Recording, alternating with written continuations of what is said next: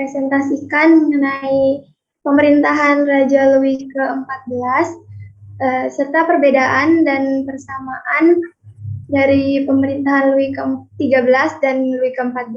Yeah. Kami dengan anggota kelompok ada Dinda, Hadiati, Mariza, Lutfiah, dan saya sendiri Salsabila Horonisa. Untuk materi pertama akan dibawakan oleh rekan saya Mariza.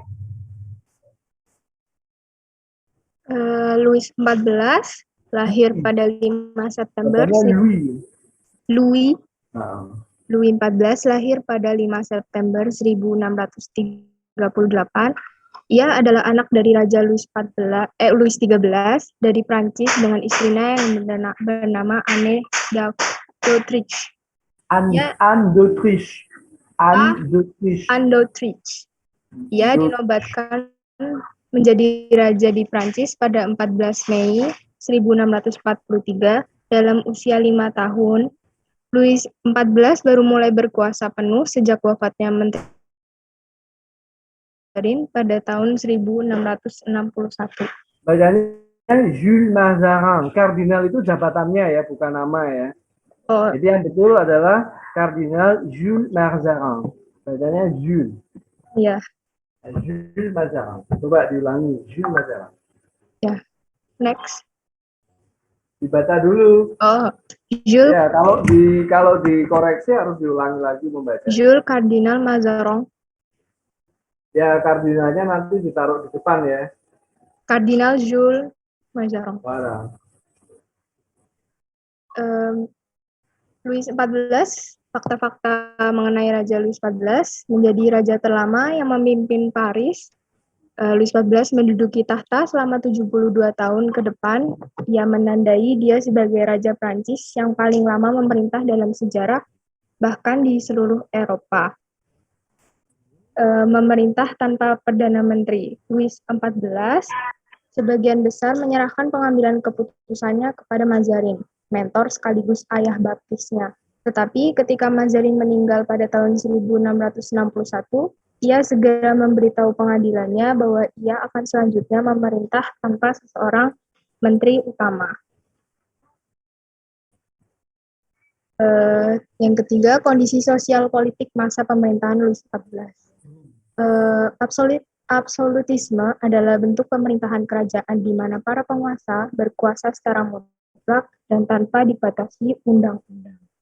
Yang keempat, kondisi sosial ekonomi masa pemerintahan Louis XIV di Prancis. Prancis telah melalui 3 peperangan besar yang bertujuan untuk meningkatkan kekuatan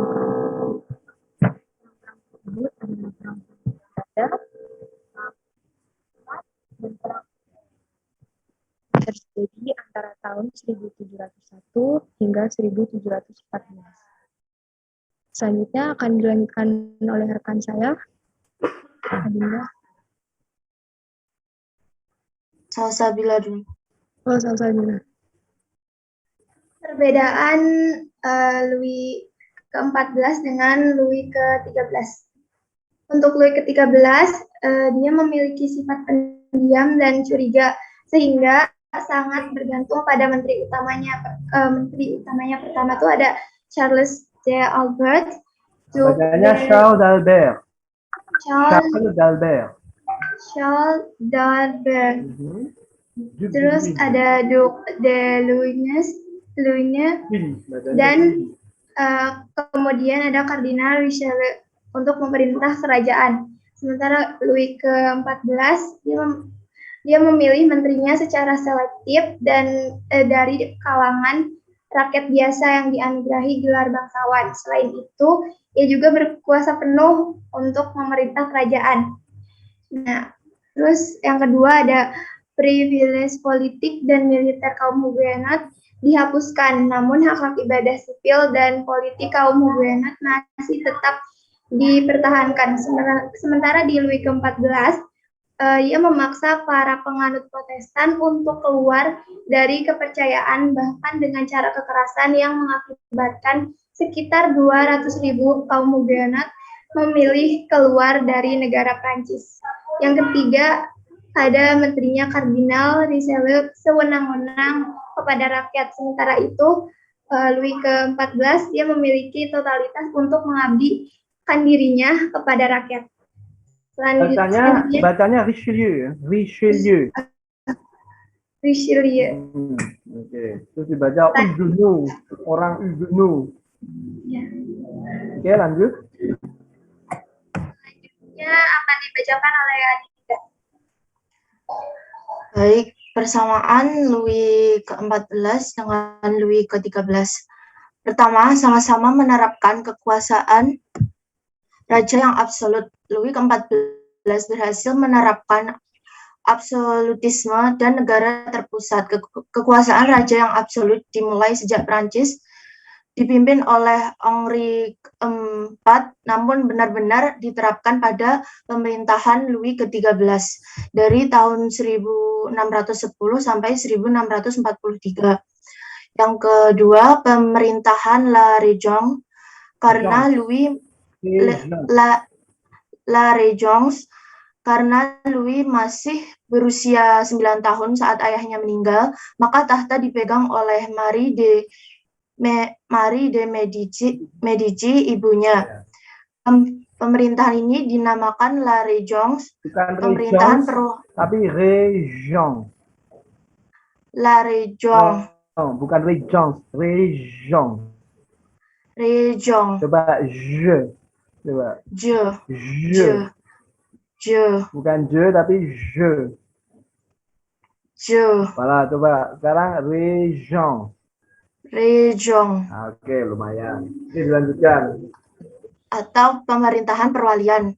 Sama halnya dengan Louis ke-14 secara de facto, Louis de Doni menjadi raja pada tanggal 14 Mei 1643 di hari kematiannya ayahnya Louis ke-13. Namun karena usianya masih di bawah 5 tahun, maka pemerintahan untuk sementara waktu dipegang oleh ibunya.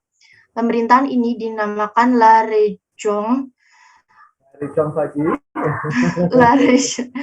Yang ketiga, sama-sama gila perang. Louis ke-13 sangat tertarik kepada dunia militer, khususnya memanah dan menembak dengan arquebus. Kegemarannya berperang sering membuatnya berada di garis depan memimpin pasukannya sendiri. Louis ke-14 adalah raja yang gila berperang. Dari 54 tahun masa pemerintahan aktifnya, 32 tahun dipergunakan untuk berperang melawan kerajaan-kerajaan tetangga, terutama dengan Spanyol dan Belanda Habsburg. Terima kasih. Selanjutnya akan dilanjutkan dengan sesi bertanya jawab.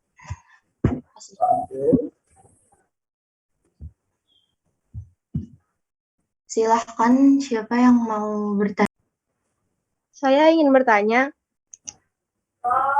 Baik, Shirley. Saya Shirley dengan nomor NIM 23114-21044. Saya ingin bertanya, apakah rakyat yang menganut agama Protestan diminta keluar dari agama mereka tetap berlangsung setelah Louis ke-14 meninggal? Louis ke-14 meninggal. Ya, itu aja. Merci. Oke. Selanjutnya, saya ingin bertanya dengan nama Mahadinda Auria Rahma, NIM 2311421075. Saya ingin bertanya bagaimana pelaksanaan pemerintahan Raja Louis ke-16 pada masa revolusi Prancis. Nah, ini tidak sesuai dengan materinya. Karena materinya baru sampai pada Louis XIV. Ya, Dinda ya. Iya, Mister. Nah, jadi pertanyaannya harus sama dengan apa yang dipresentasikan oleh teman Anda. Kan ini kalau kita kan masih membahas persamaan dan perbedaan antara absolutisme Louis XIII dengan 14. Belum sampai ke 16 gitu ya. Mungkin bisa. Iya, yang ke-14, Mister. Nah, oke, 14 ya berarti ya. Oke, gitu. Ada lagi? Silakan. Saya ingin bertanya. Oke, Sukri. Mengapa sebagian besar pengambilan keputusan Louis XIV diserahkan kepada Mazarin? Mazarang, bacanya Mazarang. Mazarang. Oke. Akan ditampung berapa pertanyaan ini kelompok? Tiga saja. Tiga saja. 3 saja. Ya. Ya biar nggak pusing-pusing 3 saja gitu ya. Ya. Ya silakan dijawab, sudah 3 kan? Terima kasih yang sudah bertanya. Kami izin untuk berdiskusi terlebih dahulu. Ya, oke.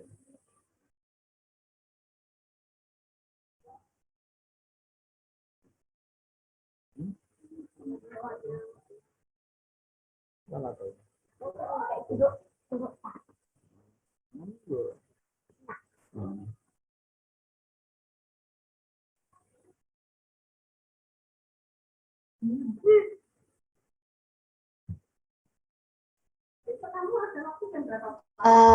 Baik, saya akan menjawab pertanyaannya dari Sukri tadi. Mengapa sebagian besar pengambilan keputusan Louis ke-14 diserahkan kepada Mazarin?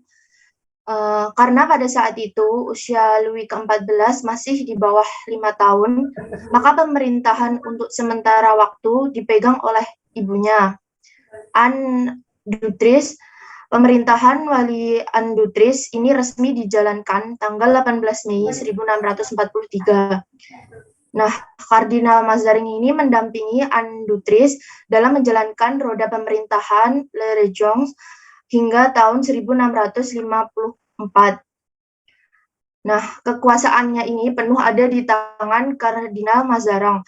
Karena pengaruh Mazarin sangat besar, ia adalah kardinal yang sangat ambisius dan rakus, namun sangat luas dan piawai dalam bidang ketatanegaraan. Sekian, Sukri, apa jawabannya bisa diterima? Baik, bisa dipahami. Terima kasih. Ya, ada lagi? Silahkan. Saya akan menjawab pertanyaannya Mahadinda dulu. Ya, Shirley sudah dijawab, Shirley? Belum? Belum. Ya, oke. Pertanyaan Dinda, silakan. Yang tentang pelaksanaan pemerintahan Raja Louis XIV ya sistemnya. Sistemnya ini absolutisme yang berarti bentuk pemerintahan kerajaan di mana para penguasa berkuasa secara mutlak dan tanpa dibatasi undang-undang. Jadi ia juga meneruskan dan mengkonsolidasikan sistem monarki absolut yang telah dibangun pada masa pemerintahan ayahnya, yaitu Louis XIII. Dari segi pemerintahan, Louis XIV membentuk kantor yang absolut di Versailles, yang pada saat itu... Di mana? Versailles. Versailles bacanya. Versailles. Versailles, L-nya nggak dibaca. Versailles. Yang pada saat itu pemerintahan Prancis tersentralisasi di sana. Louis menerapkan etikat ketat dan dalam pengadilan dan seperangkat aturan yang mewajibkan para bangsawan itu mematuhinya dengan dibantu oleh menterinya yang bernama Jean-Baptiste Colbert. Jean-Baptiste Colbert. Ya, Jean-Baptiste P-nya nggak dibaca ya. Iya, Colbert. Ya, Jean-Baptiste. Dia mengawasi reorganisasi finansial dan keuangan dari wilayahnya serta mendirikan manufaktur guna meningkatkan perdagangan. Jadi selama pemerintahannya, Prancis juga banyak terlibat perang yang mengeluarkan biaya persiapan yang banyak dan akhirnya membuat bangkrutnya kas kerajaan akibat peperangan yang tak kunjung berhenti dan selera kemewahannya yang membutuhkan biaya kolosal. Begitu, Mbak Dinda. Bisa dipahami itu? Bisa. Terima kasih, Mbak Rinza. Berikutnya saya akan menjawab pertanyaan dari Shirley. Yang pertanyaannya adalah apakah rakyat yang menganut agama Protestan diminta keluar dari agama mereka tetap berlangsung sampai setelah Louis ke-14 meninggal? Menurut sepemahaman saya, karena saat itu Louis ke-15 baru berusia 5 tahun, jadi pemerintahan bukan 15 tapi 14. Kan peninggalan ya. Oke. Iya. Jadi pemerintahannya masih diambil alih oleh Bupati Philip kedua. Nah, si bupati ini kurang berminat untuk melanjutkan penganiayaan terhadap orang-orang Protestan. Sementara hukum kerajaan tidak berubah dan penerapannya berkurang. Orang-orang Protestan mulai sekali lagi merayakan agama mereka. Namun demikian, tetap ada orang-orang yang menganjurkan ketegasan dalam memperlakukan Protestan yang terkemuka diantaranya Uskup Agung, lalu ada Rouen, Louis ke Ada siapa? Uskup Agung Rouen, Rouen, Uskup Agung Rouen. Uskup Agung Rouen, Louis III de la Ferne. Siapa? Louis de la Ferne de Tresan. Ditulis supaya yang lainnya bisa tahu. Tulis saja. Halo.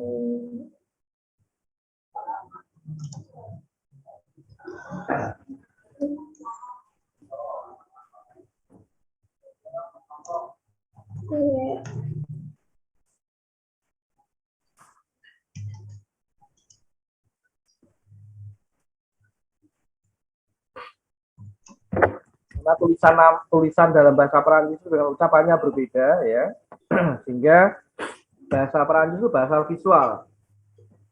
Nah ini ya, Louis II de la Version de Tressan bacanya. Louis II, 2 itu de ya. 3 Mas Yo, salah nulis. Oh salah nulis ya. Iya. Jadi Louis III. Terus lalu dia juga berdebat dengan bupati dan menterinya yang paling berpengaruh. Tapi juga lalu ada dikeluarkan dekret-dekret setelah Louis-nya dewasa. Terjadi lagi yang namanya kekerasan diskriminasi terhadap kaum Huguenot. Tapi seiring Huguenot. Terjadi diskriminasi lagi terhadap kaum Huguenot. Namun seiring berjalannya waktu, mereka sudah bisa udah tahu namanya toleransi dan sebagainya. Jadi kekerasan semakin kecil terhadap kaum Protestan. Itu jawaban dari saya. Apakah bisa diterima, Shirley? Ya, bagus bisa jawabannya. Jawabannya lengkap. Iya, bisa dipahami. Ya. Terima kasih. Ya, bagus jawabannya lengkap ya. Sekian saya akhiri tiga orang saja cukup ya. Iya. Presentasi ini, memang keras ini grupnya nih, 3 orang nggak boleh lebih dari 3 ya. Yang lain nggak boleh tanya gitu kan. Oke, sekian presentasi dari kelompok kami. Kurang lebihnya mohon maaf. Assalamualaikum warahmatullahi wabarakatuh. Merci. Oke, Bong, yang bagus, pertanyaannya bisa dijawab semuanya ya. Ya, walaupun dibatasi 3 ya, mau nggak mau 3 ya apa-apa. Ya kalau Anda masih ingin bertanya, bisa ditanyakan pada saat ini juga ya, baik kepada saya maupun kepada grup. Nanti kalau nggak bisa saya bantu gitu ya. Tapi jawaban yang terakhir tadi bagus ya, Karena apa? Karena memang masalah toleransi antara orang Protestan dengan antara orang Protestan Katolik itu di Prancis pada era meninggalnya Louis XIV itu naik turun. Kalau secara hitam di atas putih, sebetulnya Gereja Katolik Prancis itu tidak pernah permisif terhadap orang Protestan. Ya logikanya gampang saja, karena orang Protestan itu di mata orang Katolik dianggap sebagai orang-orang yang murtad, seperti yang minggu lalu saya jelaskan. Tetapi mereka juga tidak bisa berbuat apa-apa. Karena apa? Karena pengikut agama Protestan semakin lama semakin banyak. Orang-orang Huguenot ini semakin lama semakin berkembang. Dan mereka mendapatkan angin segar dari negara-negara yang kebetulan juga memeluk agama Protestan seperti Belanda, Inggris, ya, kemudian beberapa wilayah kebangsawanan di Jerman. Jadi mereka memeluk agama Protestan di Prancis itu tidak sendirian, gitu. Ya tidak sendirian. Jadi mereka ada backingnya, ya ada backingnya. Walaupun ya ibarat api dalam sekam sebetulnya ya, seolah-olah apinya itu tidak ada, tapi sebetulnya pertentangan antara Protestan dengan Katolik itu tetap terus saja berlangsung gitu. Ya walaupun semakin lama semakin terjadi toleransi itu,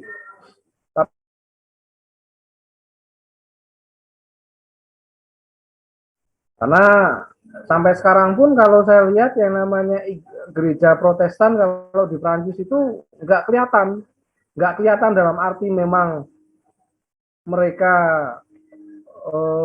sistem kultusnya ya, sistem peribadatannya itu bagaimana, saya tidak paham. Kalau di Indonesia kan gereja Protestan, gereja Katolik kan kelihatan. Ya kalau gereja Katolik itu pasti memakai nama santo atau santanya ya. Misalkan gereja Katolik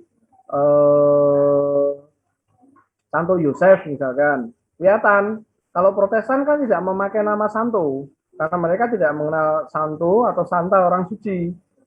Gitu. Kalau Anda mau tahu ya, Anda misalkan lewat di depan gereja gitu, Anda bertanya-tanya, ini gereja Katolik atau gereja Protestan ya? Coba lihat, di situ pakai nama santo atau santa enggak?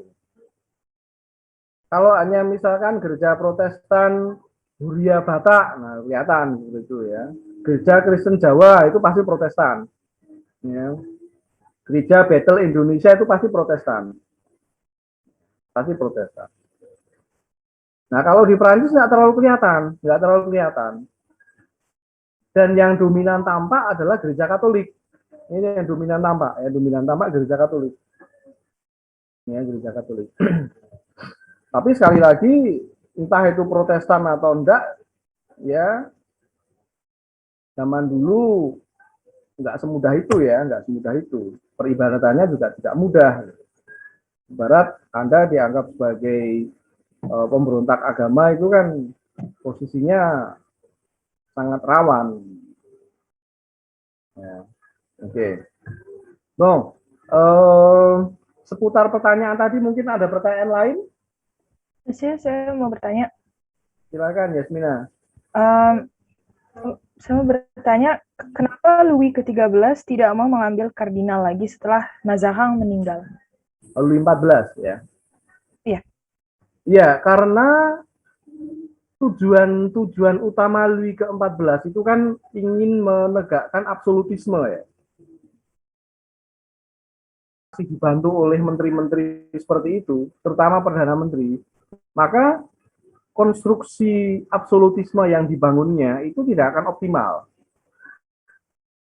Dia juga bercermin dari sejarah. Ini bukan raja yang bodoh ya. Dia adalah raja yang banyak bercermin dari sejarah.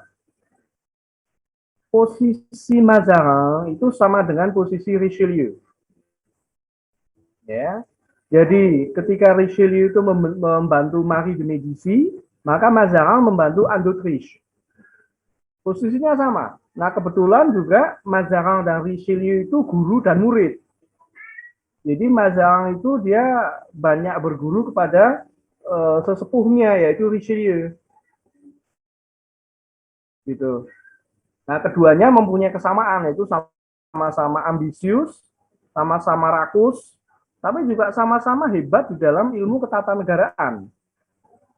Jadi kedua kardinal ini luar biasa cerdasnya di dalam ilmu ketatanegaraan, pintar sekali, ya pintar sekali.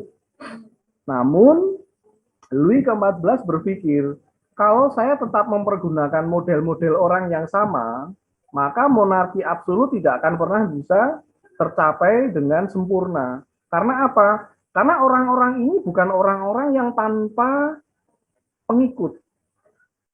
Pasti ada partisannya, pasti ada bolonya kalau bahasa Jawa. Padahal saya mau agar semua orang Perancis itu berkiblat kepada saya, bukan berkiblat kepada orang lain. Nah, salah satu cara untuk menghilangkan orang-orang yang kemungkinan tidak akan berkiblat kepada Louis XIV adalah dengan menghentikan posisi atau menghapuskan posisi jabatan sebagai Perdana Menteri. Dia nggak butuh itu. Karena saya bisa memerintah sendiri. Untuk apa Perdana Menteri? Kalau menteri-menteri pembantu saya, oke. Menteri pertempuran dan sebagainya, menteri laut, itu memang dibutuhkan.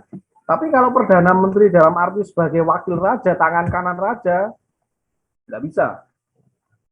Takutnya nanti terjadi dualisme kekuasaan.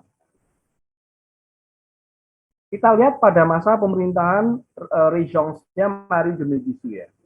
Pada masa Régence-nya Marie de Médicis, Anda tahu bahwa waktu itu Louis ke-13 masih kecil, masih minor, masih 9 tahun usianya ketika Henri keempat meninggal. Nah, pemerintahan Régence atau pemerintahan perwalian itu tidak bisa kita pandang sebagai sebuah pemerintahan monarki yang utuh. Mengapa? Karena dia hanya wakil aja. Wakil itu ya sifatnya hanya mewakili, tidak punya kekuasaan yang besar seperti raja.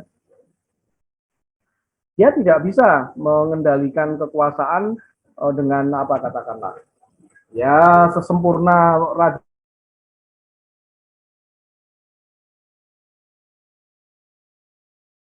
sendiri juga tidak bisa dipandang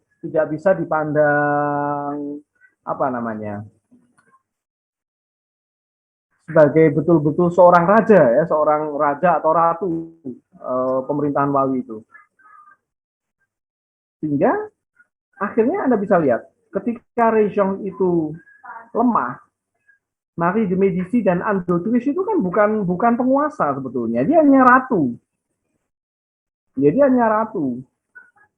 Dia hanya orang yang ditunjuk untuk mewakili putranya, toh. Ya, orang yang ditunjuk untuk mewakili putranya.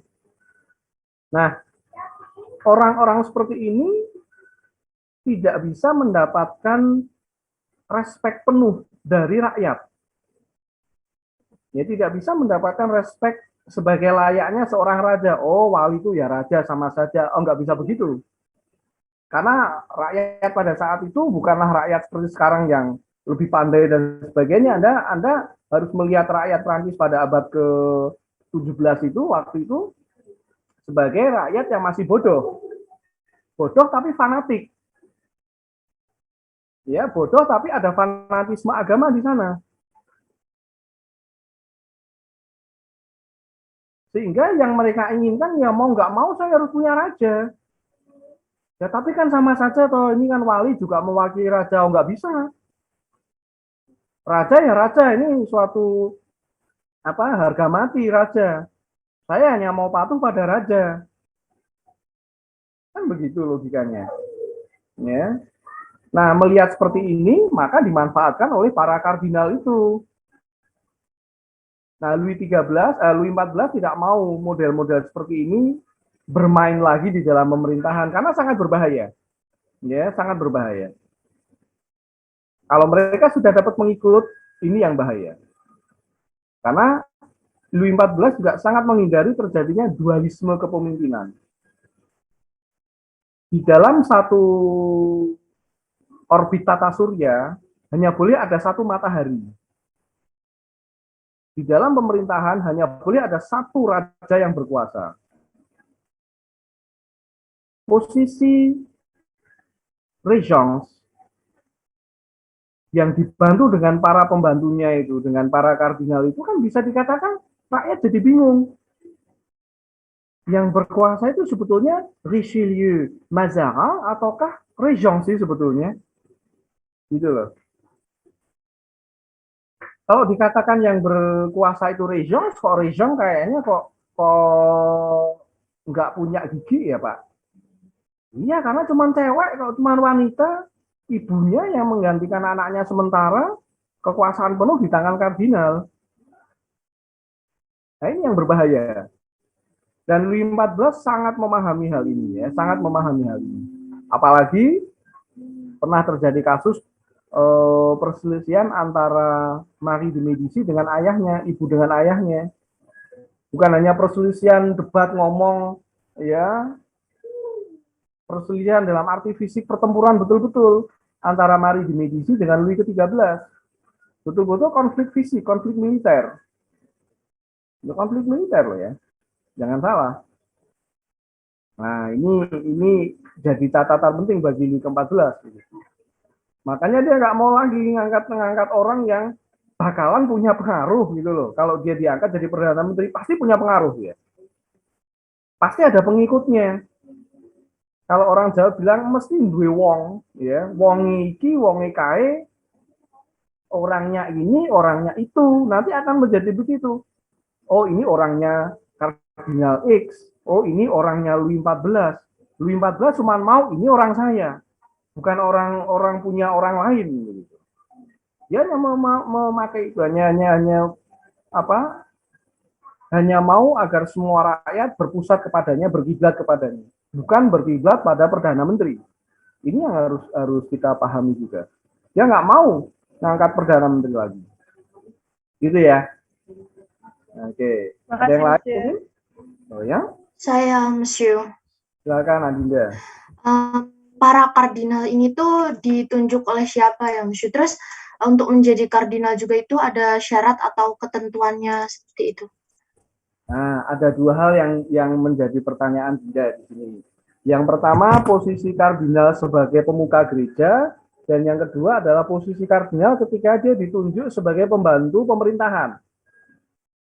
Kita lihat dulu kalau posisi kardinal sebagai sebagai petinggi gereja. Ya otomatis kalau saya tidak terlalu paham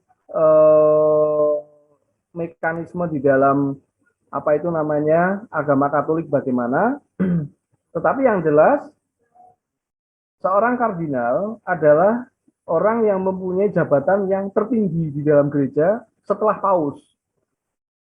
Ya, setelah paus. Posisinya kemungkinan besar ya itu bisa dimulai dari uskup.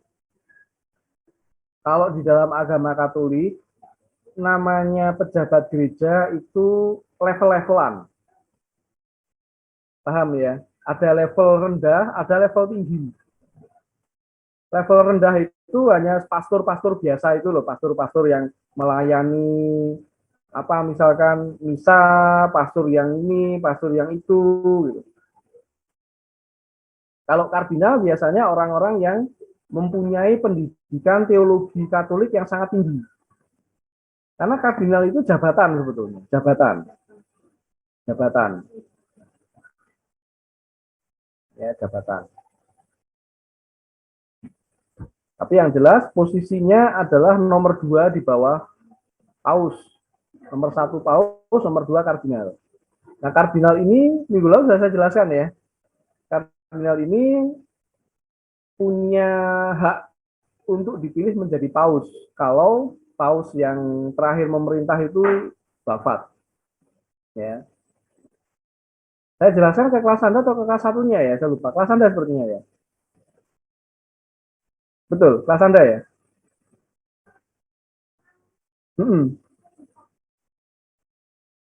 Yang ada pemilihan paus ini? Iya, kelas ini, Monsieur. Ya, kelas Anda ya. Nah, itu.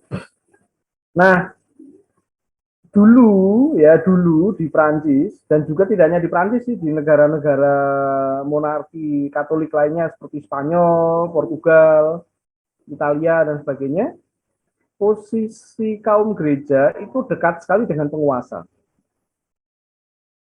Ya. Kalau ada penguasa, raja, itu pasti di sampingnya ada pemuka agama. Nah, pemuka agama yang paling tinggi kedudukannya di kerajaan itu namanya kardinal. Ya, paling tinggi. Nah, kardinal ini memang bertugas di samping dia melayani gereja sebagai pemimpin gereja tertinggi di wilayahnya, di negaranya, di kerajaannya. Dia juga terkadang membantu raja di dalam di dalam ketatanegaraan.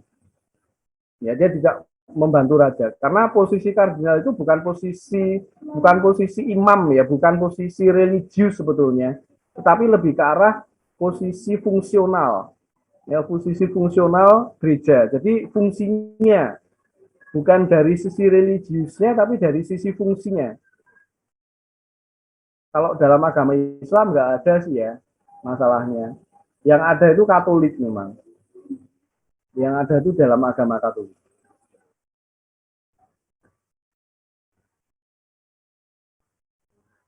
Ya, jadi seringkali biasanya jelas yang namanya penasehat itu kan pasti orang yang bijaksana, orang yang tahu banyak agama, nah diambilkan dari kaum gereja kan gitu. Nah, yang paling tinggi siapa? Yang paling tinggi kardinal. Seringkali begitu ya. Jadi seringkali kardinal ini dekat sekali dengan raja. Kalau rajanya lemah, maka pengaruh kardinalnya besar. Contohnya pada masa Louis ke-13. Besar sekali. Kemudian pada masa Louis ke-14 itu ada Mazarin. Ada Jules Mazarin, dia juga kardinal, tetapi dia tidak lama, dia meninggal tahun 1661. Ketika Andotris meninggal 1654, kan Andotris meninggal. Pelayanan Mazarin yang semula kepada Andotris, itu sekarang beralih kepada Louis ke-14 yang sudah jadi raja full, raja penuh. Tapi ketika Mazarin meninggal, Louis memang tidak memutuskan untuk tidak pakai lagi, ya, tidak memakai lagi. Nah, selama mendampingi Louis ke-14 ini,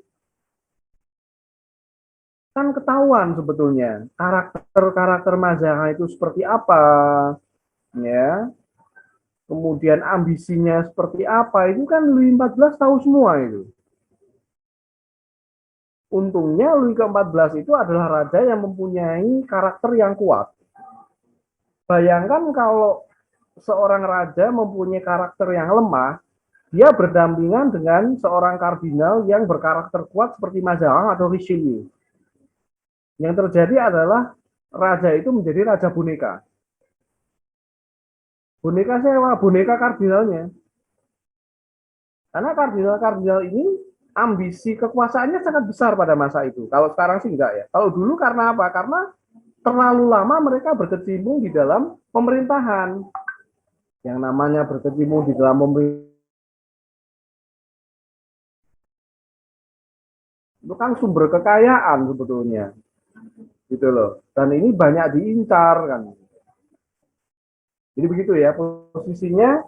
Yang mengangkat itu siapa? Kalau di kerajaan jelas yang mengangkat itu raja. Maksudnya bukan diangkat sebagai kardinalnya, tetapi diangkat sebagai pembantu raja. Ada kalanya raja itu lemah. Raja yang nggak pedean gitu. Ya. Aku butuh pembantu, kalau aku kuat kan kayaknya aku juga nggak mampu. Nah, kalau raja sudah merasa dirinya seperti itu, maka dia akan narik seorang kardinal. Ya bisa tidak selalu kardinal sih. Ada kalanya orang-orang yang dianggap piawai begitu. Tapi kan ini keputusan yang ibarat pisau bermata dua sebetulnya. Bisa tajam kepada dirinya sendiri. Pisau bermata dua itu kan bisa melukai pemiliknya. Ibarat Anda memelihara harimau deh. Ya, Anda memelihara harimau. Kecilnya sih oke, ketika besar ya masih jinak kok Pak. Ya, lihat aja nanti. Dia kenal Anda nggak sebagai tuannya. Gitu. Ini kasusnya sama. Ini kasus ya, tidak semua kardinal seperti ini kasus ya, kasus dalam sejarah seperti itu. Ya, kasus dalam sejarah seperti itu. Karena memang Eropa pada masa itu bukanlah Eropa yang tidak damai ya, penuh dengan peperangan, penuh dengan ambisi ya, penuh dengan semuanya ya, semuanya seperti itu. Berikutnya mau ada yang bertanya lagi? Mau Monsieur. Silakan. Ya. Kalau kardinal yang membantu pemerintahan itu dimulainya sejak raja siapa ya, Monsieur? Yang jelas, sepengetahuan saya, itu sejak Richelieu itu ya. Sejak Richelieu yang paling terkenal itu memang. Ya, sebelumnya tidak, karena kita lihat dulu pemerintahannya. Ya, kita lihat dulu, kita harus melihat posisi kardinal itu kan begini. Kasusnya ada seorang raja yang wafat, kemudian raja itu putranya masih kecil, sehingga belum boleh memerintah, sehingga muncullah pemerintahan regence atau pemerintahan perwalian. Karena pemerintahan perwalian ini sering dianggap lemah,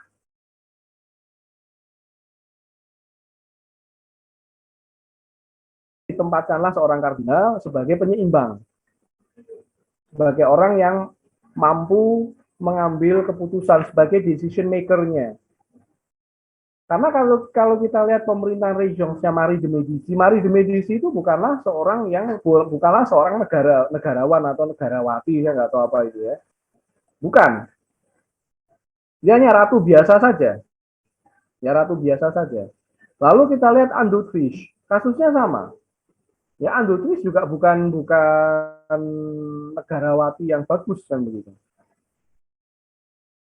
Sehingga akhirnya masuklah kardinal-kardinal yang diyakini akan bisa membantu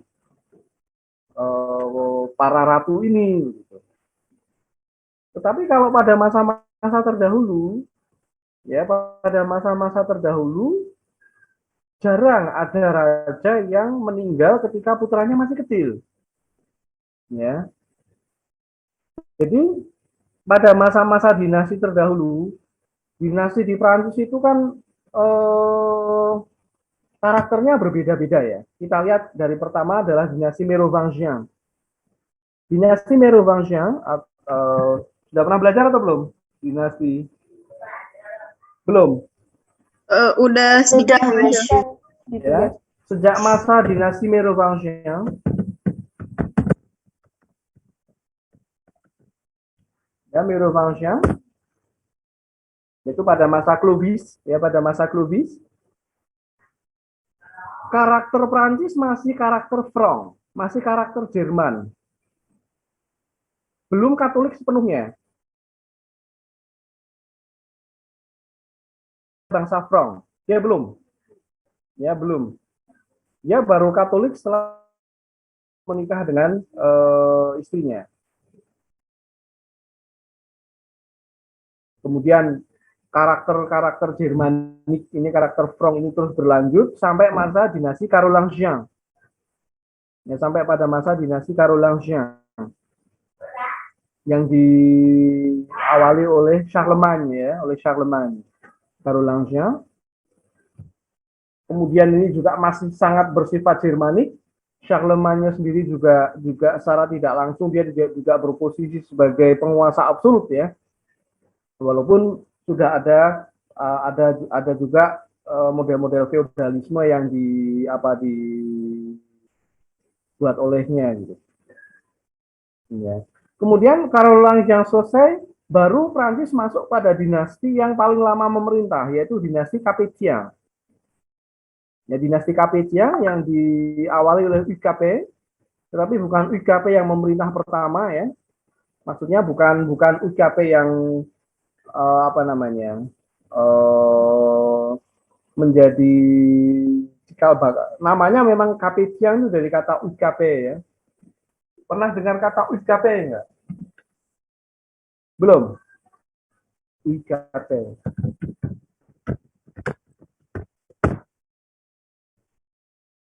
Dari sini muncul yang namanya dinasti Capetien.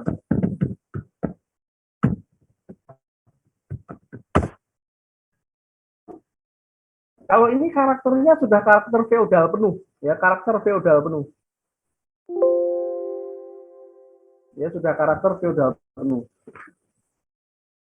Sampai kira-kira 285 tahun, ya 285 tahun dengan 15 orang rajanya, ya dengan 15 orang rajanya. Ya, dari 987 sampai dari tahun 987 sampai 1328. Ini masa-masa Kapiji, yang masa yang paling lama, dinasti yang paling lama memerintah.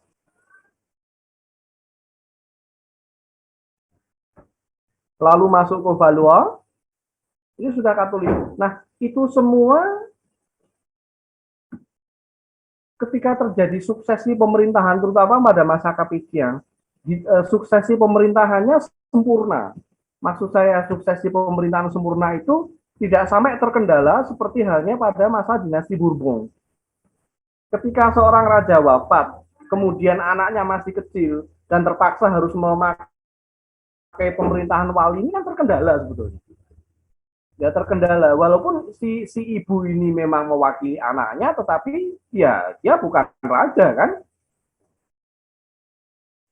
gitu loh. Dan ini tidak terjadi pada masa-masa sebelumnya. Setelah masa Kapiji yang masuk ke masa Valois juga tidak seperti itu, semuanya bisa dihandle oleh seorang raja mulai dari awal masa pemerintahan. Lalu setelah Valois masuk Valois Angoulême juga oke.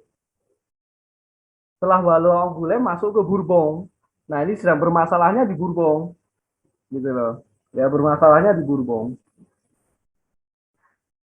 Ya. Bisa dipahami ya. Seperti itu ya. Jadi sebetulnya masalah paling sulit bagi sebuah monarki itu adalah masalah suksesi pemerintahan. Suksesi itu pergantian kekuasaan di dalam pemerintahan. Siapa akan menggantikan siapa, ini selalu itu. Ketika seorang raja itu naik tahta, yang ada di dalam pikirannya untuk yang pertama kali adalah besok yang akan menggantikan saya siapa. Mampukah saya punya anak laki-laki? Itu yang terus menjadi pikiran sang raja begitu dia memerintah di hari pertama. Karena kalau tidak begitu gawat, ya, gawat. Apalagi Prancis itu menganut yang namanya la loi Salique.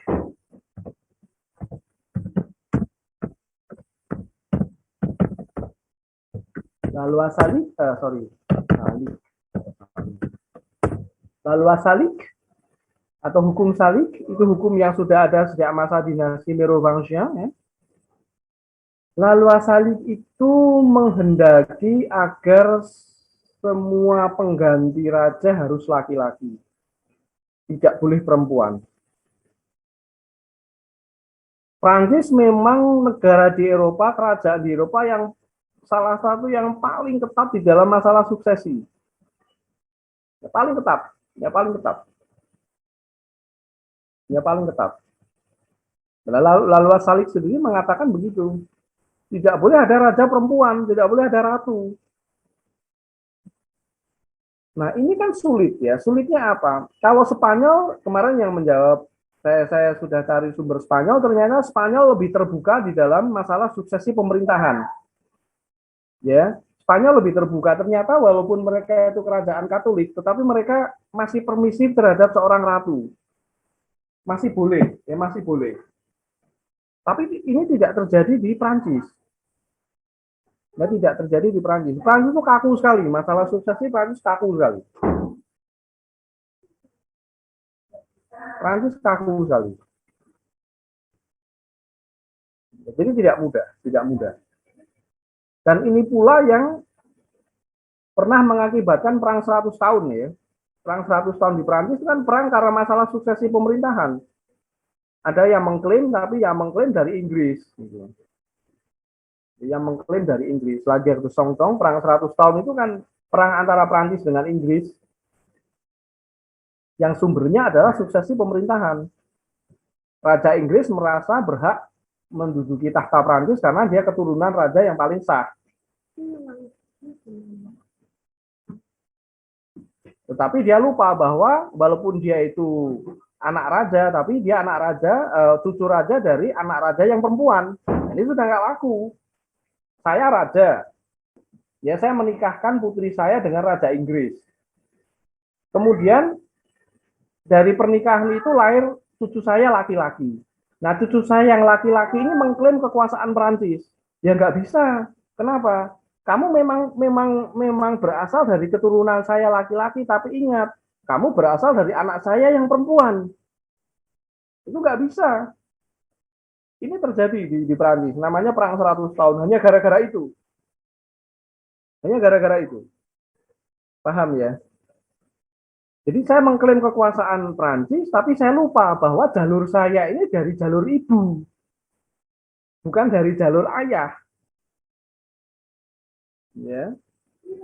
Padahal Perancis, hukum Perancis lalu asalik menghendaki garis keturunan dari pihak ayah.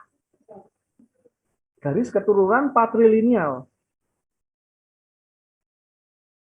Walhasil terjadilah perang 100 tahun. Lama ya, 100 tahun. Hanya perebutan masalah kekuasaan. Makanya, kenapa Perancis itu sangat hati-hati di dalam masalah suksesi.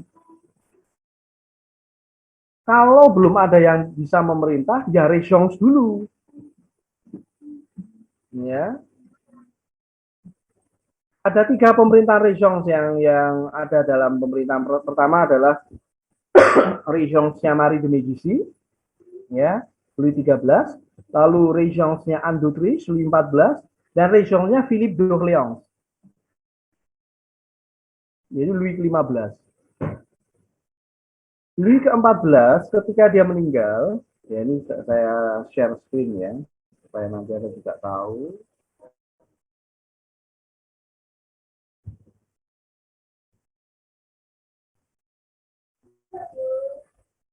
Ini sudah. Nah ini, ya. Jadi ketika Louis XIV meninggal pada tanggal 1 September 1715 di usianya yang ke-77, tidak ada satupun putra maupun cucunya yang masih hidup. Jadi putranya habis semua karena sakit, cucunya juga habis semua karena sakit. Yang tersisa hanya satu, cicitnya yang masih berusia 5 tahun, yaitu Louis de France. Cicit loh ya. Cicit tahu ya? Jadi cicit itu dari cicit bukan? Cucu dari buyutnya, ya, kakek buyut. Jadi Louis XIV ini kakek buyutnya Louis de France. Karena cucunya habis karena sakit, ya karena sakit. Silakan yang mau ke toilet. Nah ini bermasalah sekali, ya ini bermasalah sekali. Sebentar saya share yang satunya lagi, supaya kita bisa melihat betapa pentingnya masalah suksesi di Perancis.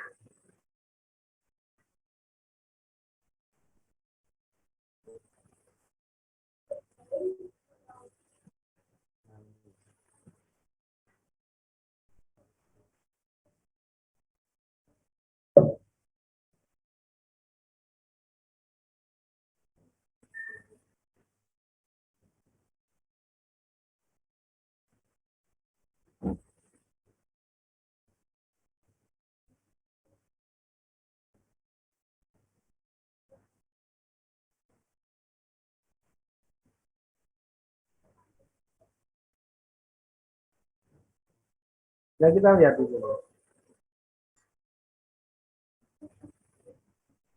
Ya ini Louis ke-15, Louis XV.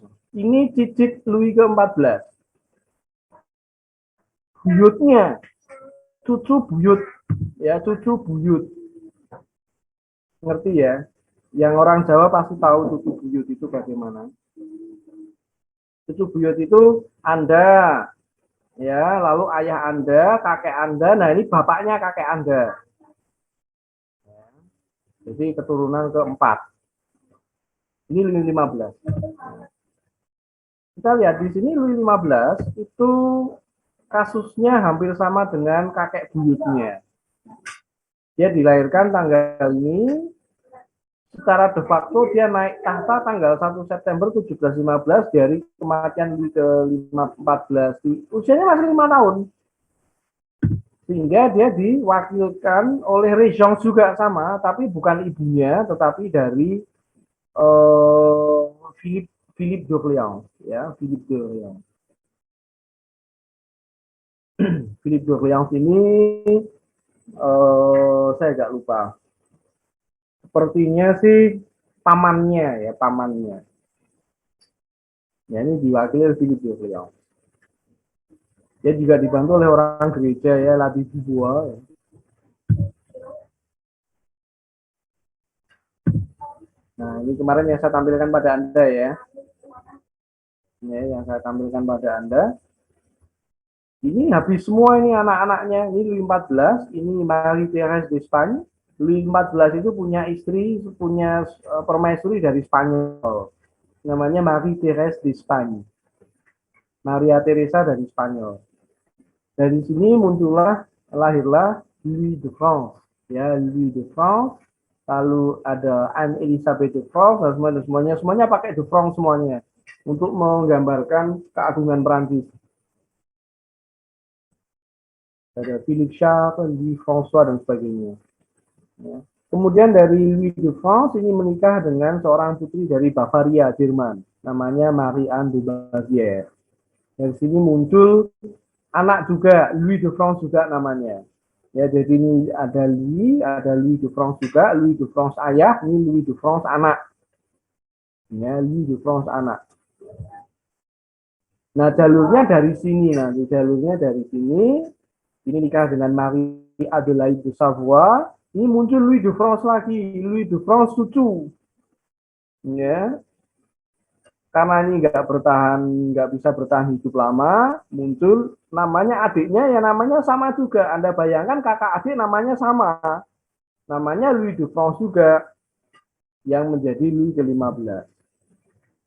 Kok kayak nggak ada pilihan nama loh Pak? Ya memang bukan masalah pilihan nama, tetapi nama itulah yang dianggap paling hebat. Nama yang bisa dianggap sebagai representasi dari kerajaan Prancis yang luar biasa.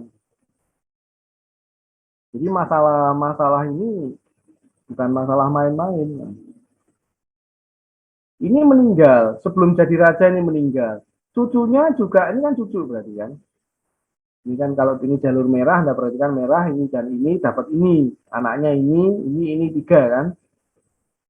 Louis de France, Philippe de France, Charles de France. Ini meninggal. Anaknya meninggal, cucunya meninggal, yang tersisa cicitnya. Inilah yang naik tahta. Gitu. Tapi ya, bisa dipahami? Bisa dipahami ya. Yang belum paham siapa? Tanya saya.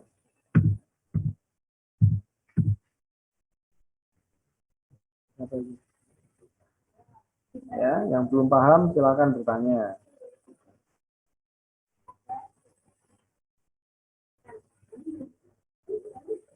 Ya, ngerti ya? Bisa dimengerti?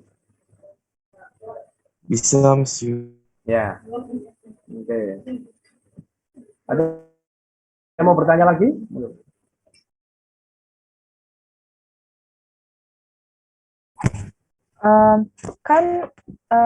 Katanya absolutisme itu sudah dimulai sejak Prancis dipimpin oleh Henry ke-4. Henri ke-4. Namun benar-benar dipraktekkan saat pemerintahan Louis ke-13. Kenapa membutuhkan waktu lama untuk akhirnya mempraktekkan absolutisme? Oke, karena pada masa Henri IV itu bisa dikatakan negara belum sepenuhnya pulih, belum sepenuhnya sembuh dari luka-luka perang agama. Ya, jadi Prancis itu sempat dedel duel, kalau bahasa Jawanya sempat dedel duel, sempat remuk redam, ya, luka parah, terkoyak-koyak karena perang agama, karena perang saudara. Ya, karena perang saudara. Perang saudara yang berkepanjangan. Anda bayangkan ada 8 periode perang agama loh ya. ada 8 periode perang agama. Ngeri sekali, ya ngeri sekali. Ada 8 periode perang agama yang berlangsung lebih dari sekitar 70 tahunan. Nah, keadaan politis, sosial politis yang sangat tidak kondusif seperti ini, kalau tiba-tiba Henri IV itu langsung menerapkan sistem pemerintahan monarki absolut, akan berbahaya. Di mana letak bahayanya? Anda bisa melihat, Anda masih ingat posisi Henri IV dulunya dia adalah seorang Protestan. Nah, walaupun aslinya dia terlahir Katolik ya. Kerajaan Navarre atau Navarra itu kan kerajaan Katolik sebetulnya. Ya. Nah, perlu diingat bahwa dia dulunya adalah orang Protestan. Rakyat melihat dia sebagai orang Protestan. Dia kan pemimpin tertinggi kaum Huguenot. Henri keempat itu adalah pemimpin tertinggi orang-orang Huguenot yang melawan pemerintahan Perancis. Alhamdulillah sudah dia bisa naik tahta menjadi raja Prancis. Jadi dia tidak gegabah, ya tidak gegabah langsung tiba-tiba langsung mengubah haluan pemerintahannya yang semula feodal menjadi absolut. Nantinya pasti akan timbul perpecahan lagi di Prancis. Pasti akan timbul keributan lagi yang luar biasa di sana. Karena di sisi lain posisi Henri IV itu juga sebagai posisi rekonsiliasi. Ya, posisi rekonsiliasi itu maksudnya begini. Kebetulan ketika saya bukakan slide saja supaya lebih jelas.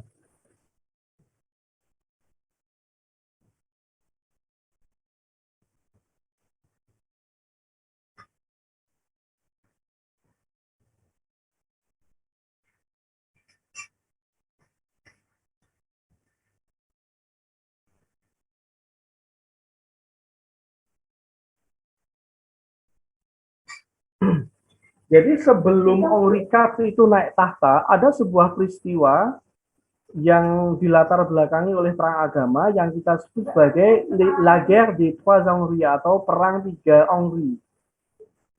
Perang tiga orang tokoh yang kebetulan namanya sama-sama Henri semua. Yaitu pada masa akhir kekuasaan dinasti Valois-Angoulême dan munculnya dinasti Bourbon. Ya. Anda masih ingat? Belum ini ya, belum dijelaskan, tapi nggak masalah. Yaitu di sini Anda bisa membaca Prancis memang tenggelam dalam kecamuk perang agama yang berlangsung selama 36 tahun ya. 36 tahun lebih ya. Bukan 70 tahun ya, sorry, salah saya. Lupa, 70 tahun itu apa ya dulu ya. Nah, selama 36 tahun ini ada 8 periode perang agama, yaitu perang agama 1 sampai ke 8. Nah, salah satu konflik yang terkenal dalam perang agama itu adalah La Guerre des Trois Henri atau perang tiga Henri. Nah, Henri siapa yang dimaksud? Nah, kebetulan perang tiga Henri itu terjadi pada perang agama yang terakhir, yaitu perang agama ke-8. Ada 3 tokoh yang terlibat yang bernama Henri, yaitu Henri de Guise. Henri de Guise itu adalah pemimpin 3 Katolik Prancis yang disokong dana oleh Raja Philip II dari Spanyol. Kemudian ada Henri III. Henri III di sini adalah Raja Prancis yang memerintah sebelum Henri IV. Jadi Raja Prancis yang sah di sini, Raja Henri III. Kemudian Henri de Navarre, itu Raja Navarre dan pemimpin tertinggi kaum Huguenot. Ini Henri IV, Henri de Navarre ini Henri IV. Nanti saya bisa share ke Anda ya untuk slide-nya. Nah ini. Ini Henri de Guise. Ini Henri de Guise. Ini Henri III. Dan ini Henri de Navarre atau calon Raja Henri IV. Ini Henri IV. Ya, Henri de Navarre. Kemudian Henri III, ini Raja Prancis yang sah dari dinasti Valois-Angoulême. Terus ini ini pemimpin Liga Katolik. Liga Katolik itu kalau saya lihat seperti negara di dalam negara ya. Mengapa? Karena ini semacam faksi ya, semacam faksi di dalam pemerintahan, tetapi faksi ultra Katolik. Katolik tapi fanatiknya luar biasa, ya, fanatiknya luar biasa.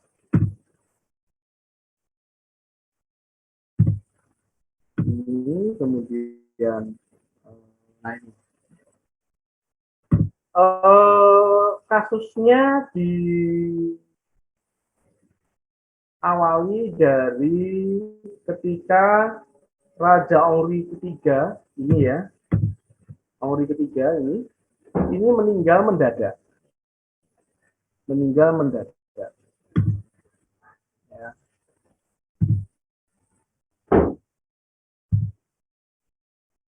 Nah, celakanya ini adalah justru Henry de Navarre dari keluarga Bourbon. Suami adik perempuan Henry tua yaitu Marguerite de France atau Marguerite de Valois. Padahal dia agamanya Protestan. Kenyataannya Henry de Navarre ini tidak beragama Katolik itu sangat meresahkan kerajaan. Jelas tidak mungkin bagi seorang Protestan untuk menjadi Raja Prancis karena Prancis ada kerajaan Katolik. Ini yang harus Anda pahami betul-betul. Ya, harus Anda pahami betul-betul. Nah, ini kalau Anda lihat Henry de Navarre, kerajaannya kecil ya, kerajaannya ini, kerajaan Navarre itu kecil, letaknya di perbatasan Prancis dan Spanyol. Ini, ya, ini kerajaan Navarre atau Navarra. Ini Spanyol, Asturia, kemudian Catalunya, Aragon, Castilla, Andalusia dan sebagainya, Granada. Ini Portugal di sini, ini Spanyol. Ini Prancis di atasnya. Ini Henry de Navarre atau Henri IV dengan simbolnya.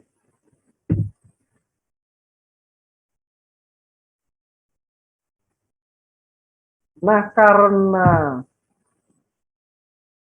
yang mau diangkat jadi raja kok orang Protestan, maka Liga Katolik pimpinan Henry de Guise marah. Ya, pimpinan Henry de Guise marah. Akhirnya terjadilah perang, ya, dan sebagainya.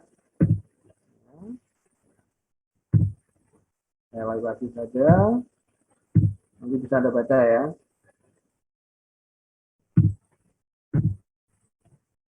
Ini. Nah, ketika Henry ketiga meninggal, ini adalah akhir dari kekuasaan dinasti Valois-Angoulême. Dinasti ini digantikan oleh dinasti baru, yaitu dinasti Bourbon. Nah, setelah ditempatkan sebagai Raja Prancis, Henry de Navarre gelarnya adalah Henry keempat. Dia adalah raja pertama yang berasal dari dinasti Bourbon. Nah, kalau Anda melihat konflik-konflik yang muncul sebelumnya, ya, perang agama dan sebagainya, yang sudah merobek-robek Prancis begitu, ya, maka tidaklah bijaksana sebetulnya bagi Henry IV untuk langsung menerapkan visi misinya dalam pemerintahan. Ya, kurang bijak. Ya, kurang bijak. Memang ide untuk apa itu absolutisme itu memang sudah berada di dalam otaknya. Karena melihat banyak sekali konflik yang terjadi karena feodalisme. Jadi tadi saya katakan syarat utama bagi Raja Prancis dan supaya rekonsiliasi Katolik Protestan berjalan lancar. Supaya orang Protestan itu juga punya jaminan ya, punya pelindung. Bukannya kalau pemimpin tertingginya masuk Katolik mereka jadi kehilangan pemimpin, Pak. Itu ya betul, tapi minimal ada jaminan, ya, minimal ada jaminan. Jadi Henry IV sendiri tidak sepenuhnya memusuhi orang-orang yang memeluk eks agamanya, tidak. Ya. Tidak serta-merta dia terus, oh saya sudah Katolik, kamu Protestan. makanya kamu saya bantai, tidak. Tapi justru malah ini menjadi tugas pertama dari Ong Rikat.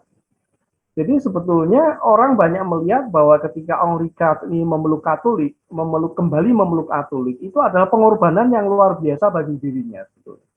Ya banyak orang yang mengatakan itu raja yang oportunis, Pak. Ya oke lah, kita lihat dari sisi oportunismenya memang seperti itu, ya.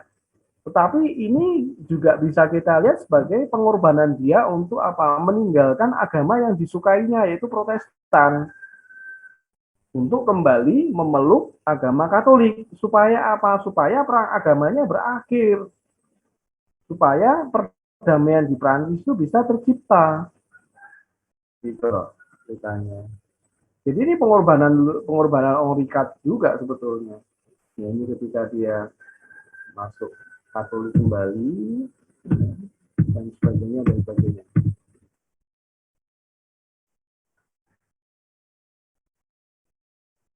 Gitu ya. Jadi memang dia tidak bisa langsung. Karena apa? Karena kondisi negara tidak stabil. Ya, tugas pertama dia nomor satu adalah mengamankan dulu hubungan Katolik dan Protestan.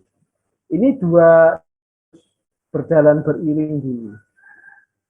Kalau mau Prancis damai, kalau mau Prancis maju, kalau mau ekonomi Prancis itu naik, maka kedua golongan ini harus berjalan bersama. Kalau disatukan nggak mungkin. Ya kalau disatukan nggak mungkin, tapi minimal berjalan bareng lah. Ya minimal benturan-benturan selalu ada, ya benturan-benturan selalu ada. Ya, tetapi berkat Ong Rikat sendiri, Ong Ri keempat sendiri, semuanya bisa diatasi. Ya semuanya bisa diatasi. Walhasil memang tercipta suatu era damai pada masa pemerintahan Ong Ri keempat. Kalau memang Ong Ri keempat ini tidak mampu menyatukan Protestan Katolik, ya pasti sudah geger kan, sudah terjadi perang. Nyatanya bisa. Nyatanya memang pada masa Ong Ri keempat tidak ada perang. Ya, tidak ada perang. Ya, tidak ada perang. Tapi pada masa Louis XIII nanti pecah lagi terus begitu ya. Jadi apa? Naik turun ya, ada pasang naik turunnya ya, ada pasang naik. Tergantung siapa penguasanya ya, tergantung siapa penguasanya. Nah, ketika dirasa sudah mulai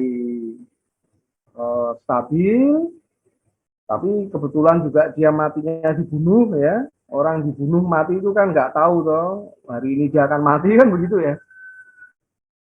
Tapi untungnya sudah di apa namanya katakanlah, ya sudah dikonsep gitu loh, sudah dikonsep terus diteruskan oleh putranya, walaupun masih nanti ya masih era agak lama setelah itu, yaitu Louis ke-13. Tapi minimal Louis ke-13 sangat memahami visi dan misi pemerintahan ayahnya. Kalau tidak dibuat menjadi absolut, Prancis akan kacau lagi. Ya, Prancis akan kacau lagi. Satu-satunya model pemerintahan yang paling ideal untuk Prancis dewasa itu adalah absolutisme. Walaupun tidak semua orang juga setuju ya dengan absolutisme, terutama para bangsawan feodal. Nah, kalau nanti masuk absolutisme, saya dapat pajak dari mana? Kan gitu. Makanya yang paling kebakaran jenggot itu adalah kaum bangsawan feodal. Gitu. Itu yang paling yang selama ini paling diuntungkan kan mereka sebetulnya kan. Ya kalau penghasilan Anda tiba-tiba dikebiri begitu kan, ya, Anda bisa bayangkan reaksinya seperti apa. Louis XIII sendiri juga belum mampu mewujudkan 100% monarki absolut. Karena apa? Karena tentangan dari kaum bangsawan feodal itu masih kenceng loh ya, masih kenceng loh ya. Louis ke-13 sendiri juga bukan seperti anaknya nanti yang punya karakter yang kuat. Kalau betul-betul absolutisme itu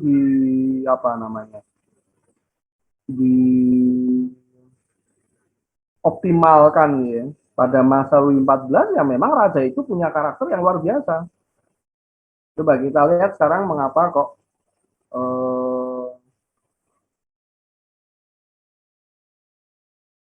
Louis XIV itu begitu apa namanya, begitu kuat sekali karakternya. Kita lihat.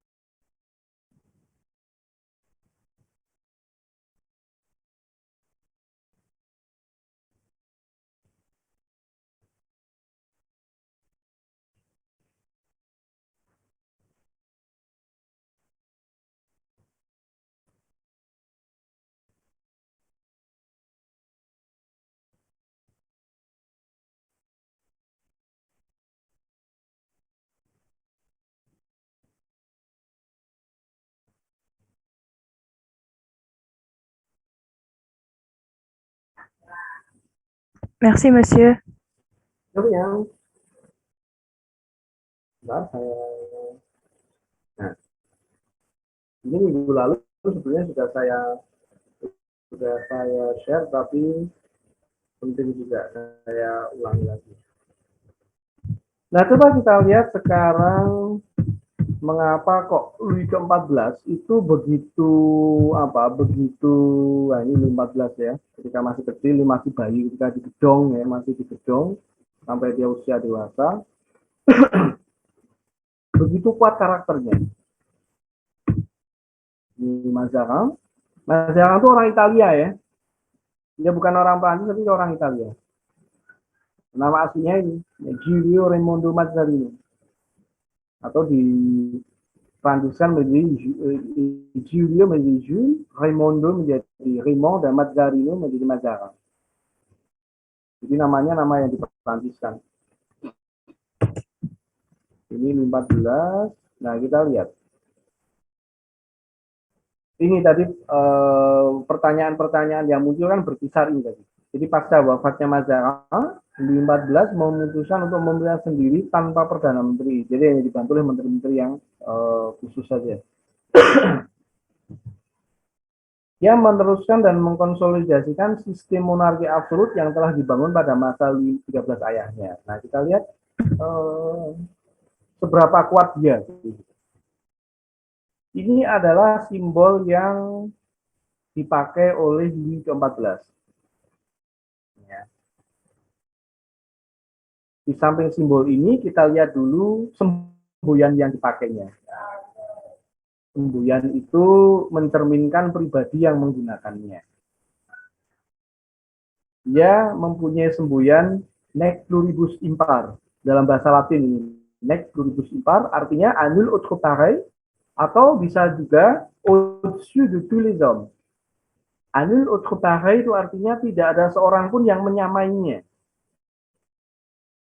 Atau lebih lagi au-dessus de tous les hommes, di atas semua umat manusia. Dia memakai semboyan itu. Berarti ketika seorang raja itu berani memakai itu, berarti dia raja yang sangat kuat.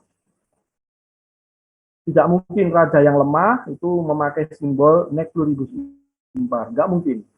Dia pasti disokong oleh kekuatan militer yang luar biasa, kekuatan ekonominya juga sudah sangat signifikan, perkembangan budayanya, ya, perkembangan peradaban Prancis pada masa itu juga sudah sangat tinggi, sehingga dia berani bilang seperti ini.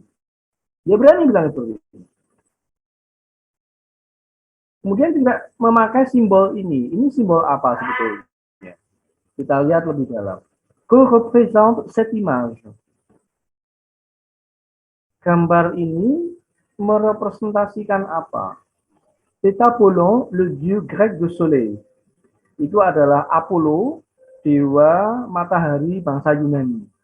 Ini adalah wajah dari Apollo. Ya, Apollo itu dewa matahari. Tapi sebetulnya ada yang bilang bahwa Apollo itu bukan dewa matahari, Apollo itu dewa cahaya. Gitu. Orang Yunani sendiri bilang ini memang dicampur adukan ya. Kalau dewa matahari sebetulnya kalau bangsa Yunani itu Helios. Helios itu dewa matahari. Ya, Helios itu dewa matahari. Tapi banyak yang mencampur adukan ya, termasuk Louis ke-14 yang menyatakan bahwa Apollo adalah dewa matahari. Ya, enggak masalah. Ya. Yang menjadi pertanyaan adalah mengapa dia memakai wajah Apollo. Nah, pourquoi Louis XIV choisit-il ce symbole du soleil? Mengapa Louis ke-14 itu memilih simbol matahari ini? Kita lihat dulu posisi matahari di dalam kehidupan manusia. Umat manusia bisa hidup tanpa matahari nggak? Nggak bisa. Kalau matahari nggak ada, semuanya beku. Dia bilang, parce que nul vie peut exister sans lui. Karena tidak ada satupun hidup yang bisa ada, bisa eksis tanpa dirinya. Jadi Louis ke-14 itu memposisikan dirinya sebagai matahari. Karena apa? Karena tanpa dia, rakyat Prancis nggak akan hidup. Semua individu yang hidup di Prancis sangat bergantung kepada Louis ke-14. Sangat-sangat bergantung kepada Louis ke-14. Tanpa Louis ke-14, nggak ada yang bisa hidup. Arogan sekali simbolnya, tapi kadang-kadang memang ini mencerminkan kehebatannya sebagai seorang raja.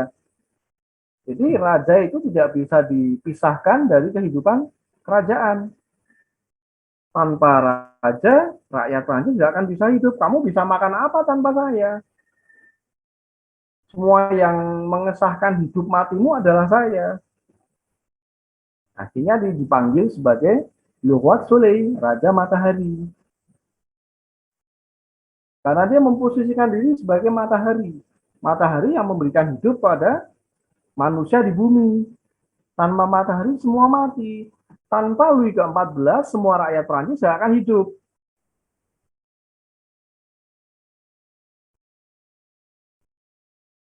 Ngerti maksud saya, paham ya? Inilah sebetulnya mengapa absolutisme itu membutuhkan seorang raja yang sangat kuat. Tidak mungkin raja sekelas Louis ke-13, sekelas Henri IV itu bisa mewujudkan absolutisme dengan optimal. Karena apa? Karena satu, secara ekonomi belum mampu, secara kekuatan militer juga belum memadai. Prancis masih kacau, nggak mungkin. Tapi pada masa Louis XIV, semuanya sudah terpenuhi. Kemakmuran oke, kekayaan Prancis sudah sangat luar biasa, kekuatan militernya juga hebat. Kurang apa lagi? Itulah mengapa absolutisme baru bisa diterapkan pada masa Louis ke-14. Karena memang dia mampu untuk itu. Jadi dia mampu untuk itu. Dia tidak membutuhkan orang-orang seperti Mazarin. Mengapa? Nanti terjadi dualisme kekuasaan. Saya ingin saya yang memerintah. Bukan Mazarin atau bukan orang-orang seperti Mazarin. Saya bisa tanpa orang lain. Ingat, Louis XIV adalah seorang megalomania. Seperti halnya sama dengan Hitler, sama dengan Napoleon, sama dengan Alexander the Great. Sama. Orang-orang besar seperti itu mempunyai sifat megalomania yang luar biasa. Karena apa? Karena didukung oleh kekuatan yang luar biasa memang. Paham ya maksud saya ya?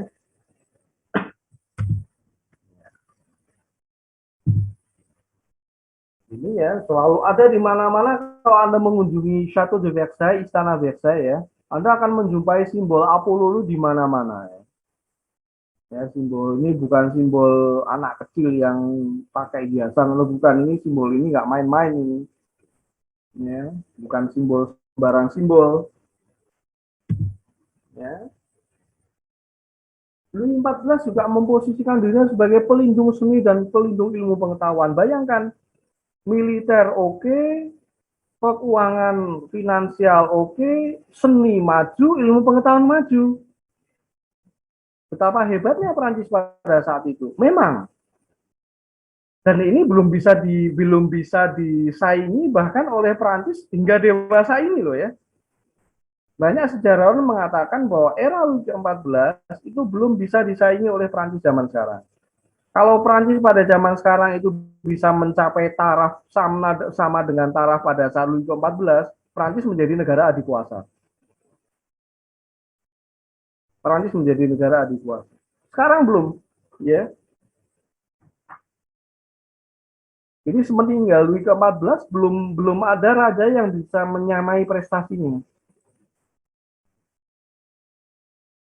Anda lihat ini lukisan ini berbicara banyak, ya. Lukisan ini berbicara banyak. Anda lihat siapa yang menjadi center dari segalanya di sini. Sang raja sendiri kan, dari fotonya, ya, foto selfie-nya, ya, lukisan ya, bukan foto ya, lukisan selfie-nya dengan senyumnya yang agak menyebalkan sih kalau menurut saya, ya, senyum seorang raja yang menyebalkan begitu, yang menunjukkan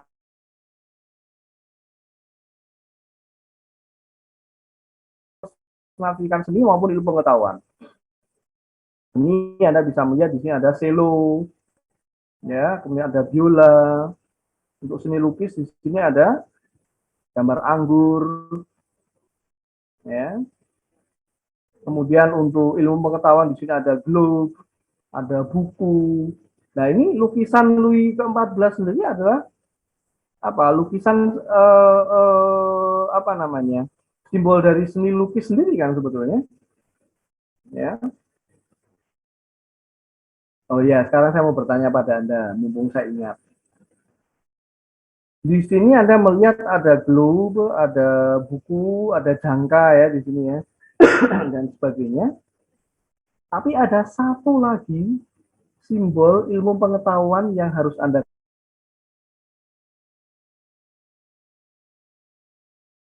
Kertas yang di bawah cello bukan, Monsieur? Gimana? Itu di meja kan ada biola atau cello gitu. Terus di bawah ada kertas, scroll kertas. Partitur musik gitu ya. Ah. Partitur musik. Tapi bukan itu yang saya maksud. Ada satu lagi sebuah objek ya yang menjadi simbol ilmu pengetahuan. Ada yang tahu? Kalau tahu pinter. Kalau Anda tahu berarti Anda membacanya banyak. Patung bukan, Monsieur? Patung apa itu? Betul, patung. Ini patung apa? Bukan dewa, Monsieur.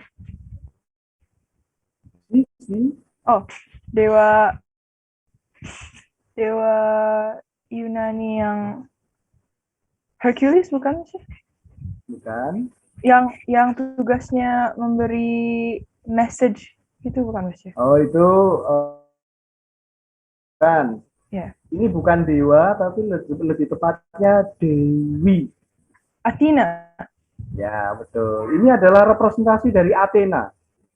Ini adalah representasi dari Athena. Athena itu selalu digambarkan dengan memakai ketopong seperti ini. Karena fungsinya banyak. Athena, ya, Dewi Athena.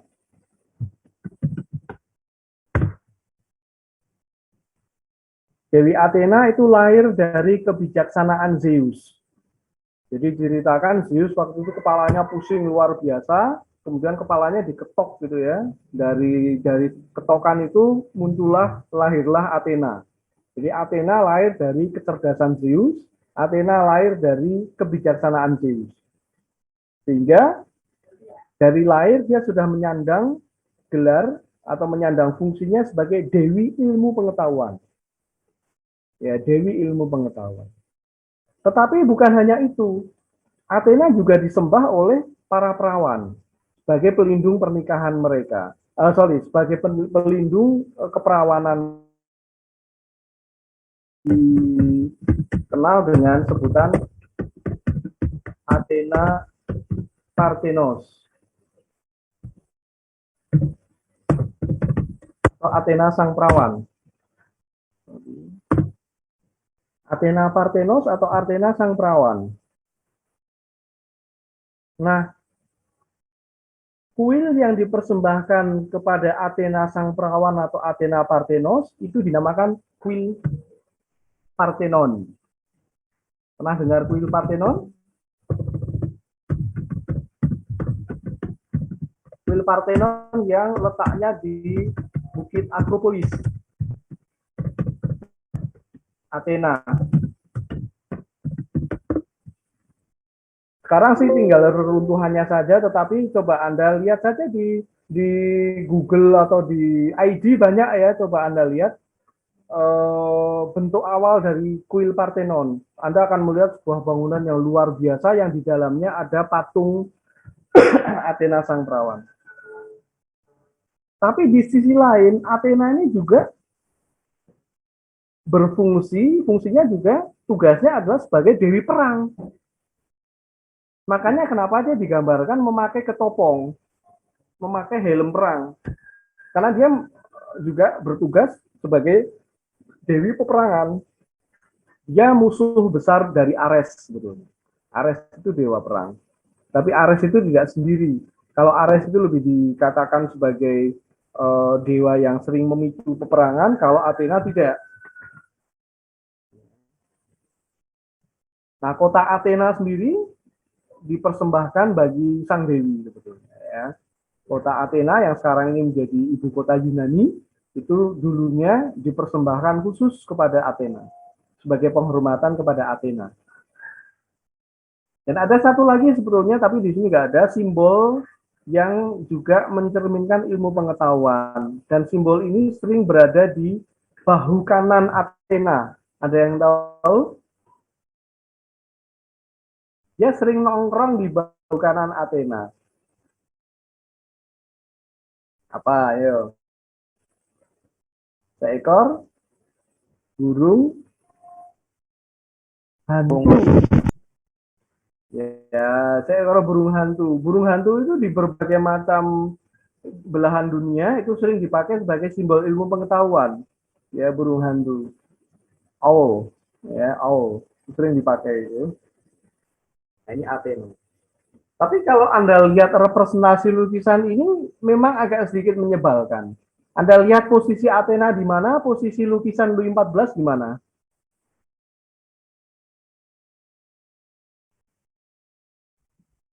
Apakah posisinya egaliter, sejajar? Enggak bisa. Mana yang lebih tinggi posisinya? Athena. Yang Louis. Louis dong. Tapi harusnya enggak kayak gitu. Nah, tapi di dalam lukisan itu yang berkuasa siapa di Prancis? Athena kah? Bukan. Bukan. Louis. Louis dong. Makanya dia memposisikan dirinya lebih tinggi daripada sang dewi ilmu pengetahuan.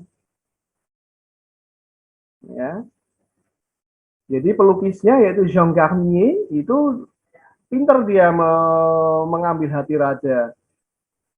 Raja lebih tinggi, raja lebih pandai daripada Athena. Oleh itu raja harus berposisi di atas Athena. Athena saya lukiskan di bawah saja. Siapa yang nggak seneng raja digitukan? ini representasi lukisan karya Jean Garnier loh ini, yang judulnya ini Louis XIV en protecteur des arts et des sciences.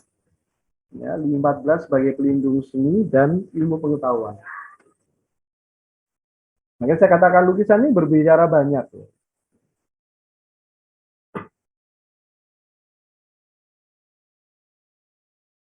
Paham sampai di sini ya? Ya. Dan juga dari sisi pencahayaan, coba. Lebih terang mana lukisan Louis XIV dengan lukisan patung Athena? Louis. Ya, Louis XIV. Kecerahan itu melambangkan cerahnya otak. Ya. Semakin cerah lukisannya akan semakin pintar ini orang. Ya. Anda bisa membandingkan Toh dia juga berpikir Athena itu kan hanya mitos saja, toh nggak ada wujudnya. Nah, kalau nggak ada wujudnya, kenapa saya harus hormat kepada seseorang yang tanpa wujud? Toh saya sendiri berwujud.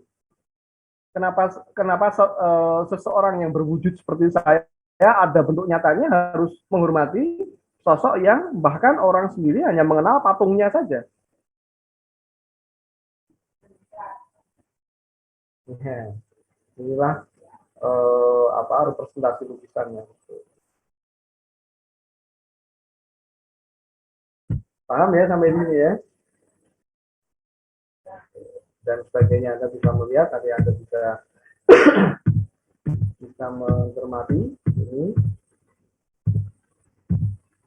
Di mana-mana lukisan sosok Louis XIV selalu mendominasi fokus. Ya. Nah, ini fokusnya di tengah ini kan kalau orang bilang nyolong fokus kan sebetulnya. Nggak mungkin Anda kok melihat tiba-tiba yang pojok dulu ini ada orang ini, nggak mungkin. Pasti pandangan mata Anda pasti akan tertuju ke sosok ini dulu yang tengah. Nggak mungkin kok Anda lihat ada kucing di pojok sini itu misalkan. Nggak mungkin. Pasti yang ini yang nyolong fokus duluan kan. Ya, dan sebagainya. Ini sana website. Ya, galeri 11. Anda bisa baca sendiri nanti. Nanti saya share aja. Ada yang mau bertanya?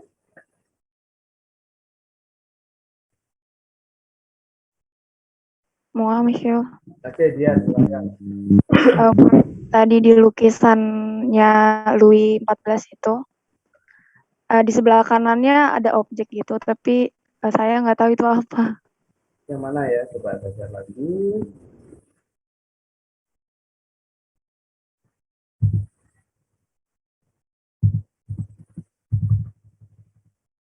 Yang ini apa yang ini?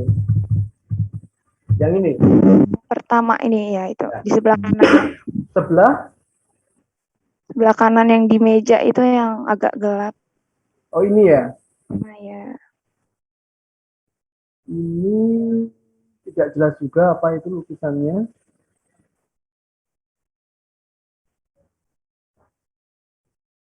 Kalau menurut saya itu kayak hartanya gitu. Kayak apanya? Harta kekayaan gitu, Mas Yuf. Bisa Mungkin. Tapi nggak jelas ini, coba saya lihat ini apa ya?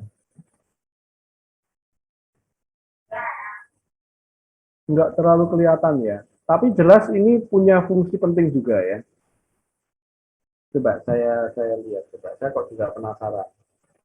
Terima kasih membuat saya penasaran. Soalnya saya juga penasaran itu melambangkan simbol apa. Ya. Nah.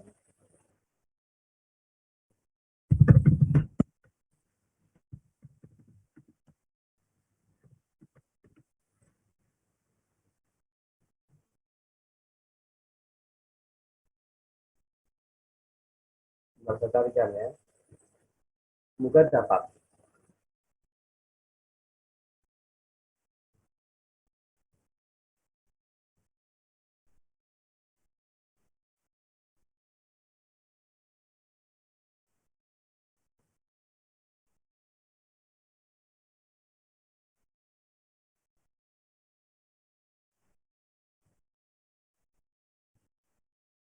Iya.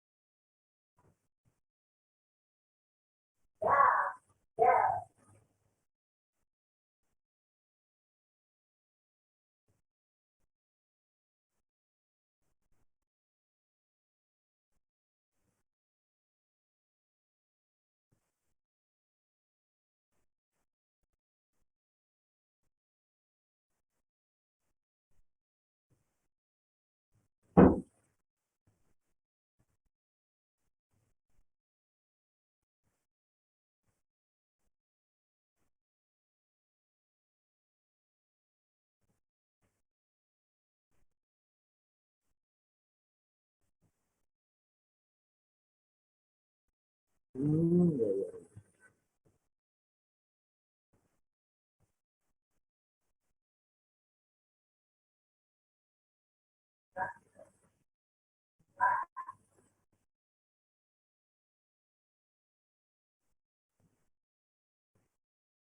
Ya, saya sudah nemu. Ya, itu namanya muzet. Ya, muzeduku. Itu semacam alat musik yang coba saya tampilkan ya, saya tampilkan ya.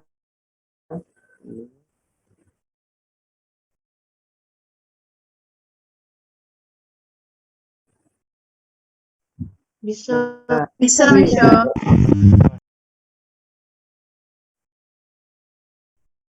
nah, seperti ini modelnya. Nah, ini loh. Jadi alat musik yang seperti apa ya? Kalau di sini nggak ada ya. Ini mirip musik dari Irlandia bukan, Miss? Nah, betul. Irlandia, Skotlandia. Betul sekali. Musik dari Irlandia, dari Skotlandia. Ya, betul. Namanya Muzet Duku. Ya, ini Muzet Duku.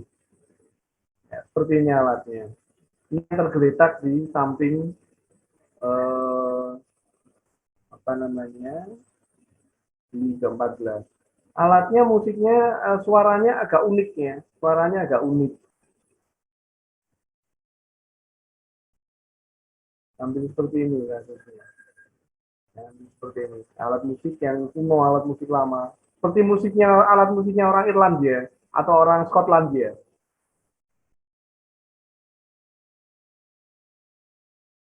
Ini memang di Prancis banyak alat musik seperti ini, terutama di wilayah Bretagne. Wilayah Bretagne.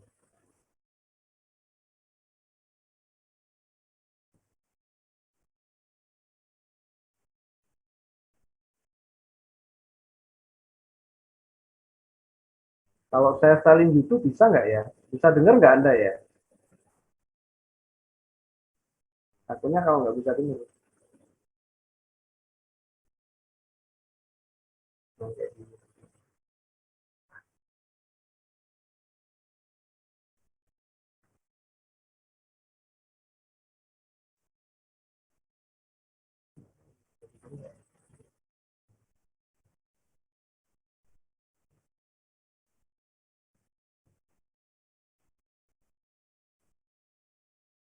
Kayaknya susah.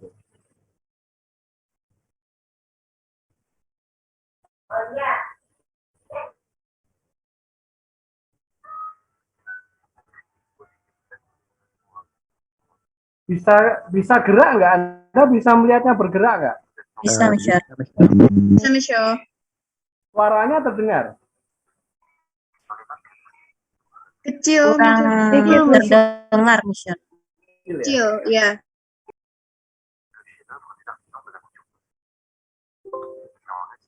Nah, ini seperti ini modelnya. Nah, ini.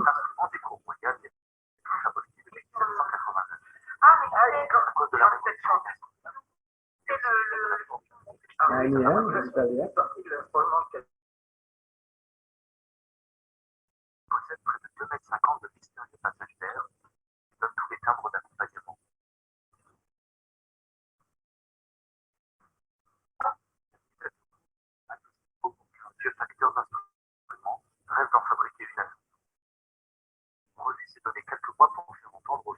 Sayangnya pakai bahasa Prancis, saya belum bisa paham ya. Voilà, ça c'est la page de l'encyclopédie de Victor Lambert qui explique un petit peu ce qu'était l'instrument. Moi, j'aurais bien voulu pouvoir assister à l'usinage d'une pièce à l'époque parce que c'est vraiment, on se demande, avec les moyens de l'époque, comment ils pouvaient arriver à. Et celles qui ont été finies sont sorties avec une précision formidable.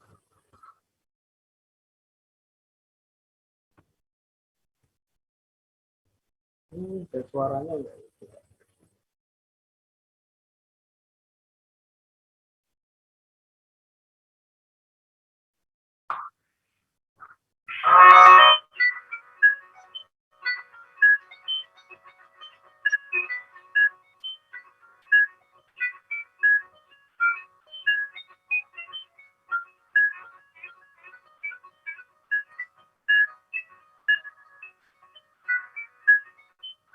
Bisa dengar ya? Bisa dengar suaranya? Bisa, Monsieur. Bisa, Monsieur. Oke, alatnya.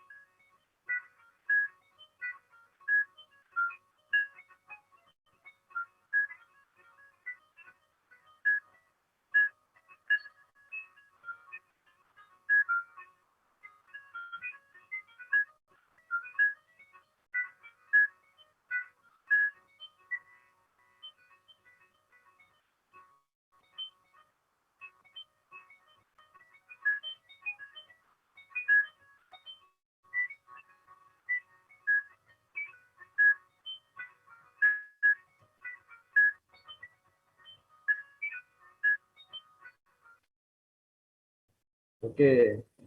Jadi ternyata itu ya alatnya ya. Ya, suaranya Anda bisa mendengarkan tadi kan? Ya, unik suaranya, memang suaranya seperti itu. Mirip, jadi wilayah-wilayah di Prancis itu yang biasanya memakai itu sekitar biasanya wilayah Bretagne. Wilayah ini ya. Kemudian mempunyai similaritas kesamaan dengan di negara Irlandia atau di wilayah Scotland. Mirip, ada kemiripan di sana. Ya, ada kemiripan di sana. Kalau di Perancis itu di Bretagne. Alat musiknya mirip seperti itu.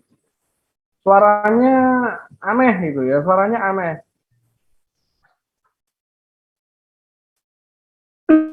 Kalau resimen tentara dari Skotlandia di angkatan bersenjata Inggris, biasanya mereka ketika berbaris akan membunyikan suara seperti itu. Ya. Oke, bon, saya akhiri dulu untuk perkuliahannya. Kita lanjutkan minggu depan, giliran siapa untuk presentasi ya?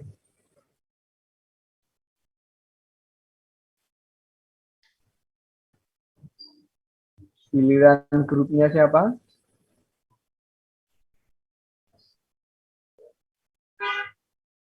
Nah?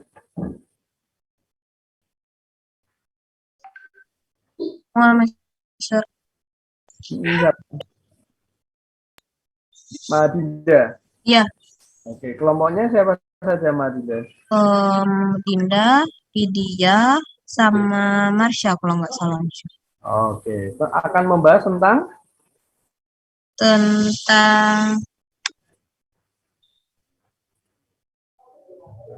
abad pencerahan dan intelektualitas. Oke, itu sejalan dengan masa era Louis ke-16 ya. Louis 14 sejalan dengan itu. Louis 14, 16, 15 kira-kira pada masa-masa itu.